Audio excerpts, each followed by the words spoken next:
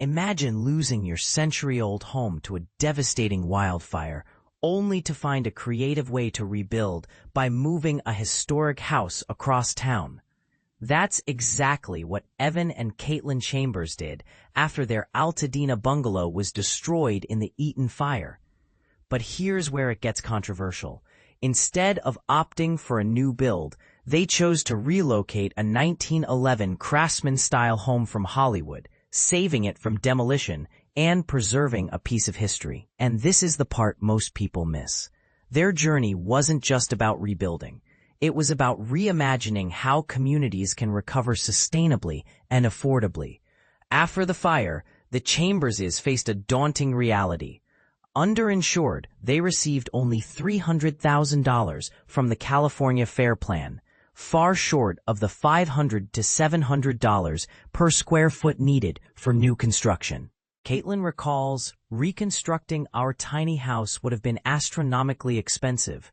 But while scrolling Instagram, she stumbled upon a post about a historic home in Hollywood slated for demolition to make way for affordable housing. Though she knew securing that specific house was unlikely, the idea of moving a home took root. It was just a couple of weeks after the fire, but I thought, maybe I could do this eventually, she says. What made this possible? Evan's dad had moved a home from Pasadena to Altadena in the 1970s, a fun fact that later starred as Dylan's house in Beverly Hills 90210. We'd always talked about moving a boxcar or something quirky to our lot, Evan shares. I've never been interested in new builds. There's no charm in them. Enter Morgan Sykes J. Bush, an architect and preservationist who had a similar epiphany. Why can't we relocate houses like they did in old LA? When building freeways, he wondered. Through friends, J. Bush connected with the Chamberses, and within days, they were collaborating. J. Bush teamed up with retired banker and preservationist Brad Chambers, no relation, who had moved 5 Victorian homes in LA. Brad's method? Breaking homes into pieces for transport, avoiding the chaos of moving them whole. It's cheaper and less disruptive, J. Bush explains. You avoid cutting trees or relocating utilities. The Chamberses offered to buy the Hollywood Craftsman for $1, saving the developer demolition costs. It's a beautiful home, Evan says. I drove around LA looking at other options, but this one had original features. Wood I could restore, high ceilings. It just felt right. But here's the kicker. Out of 40 homes being demolished in LA at any time, only a handful are viable, and even fewer are in decent condition. It's not like there are endless options, Evan jokes. Some smelled like piss. Both artists, Evan, a glassblower, and Caitlin, a creative writing teacher, they're no strangers to renovation.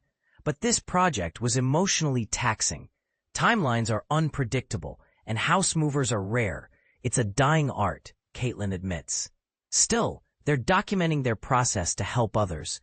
We're figuring this out, not just for us, but for anyone less adventurous, Evan adds.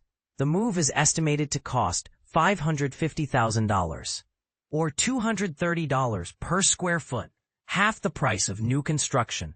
Plus, they'll be home in 6 to 8 months, compared to 2 to 3 years for a new build. We already have sinks, a clawfoot tub, doorknobs, even the flooring, Caitlin says. It's less stressful than dealing with supply chain issues. But is this approach scalable? J. Bush's firm, Omgivning, has launched a historic house relocation project, with over 100 families interested.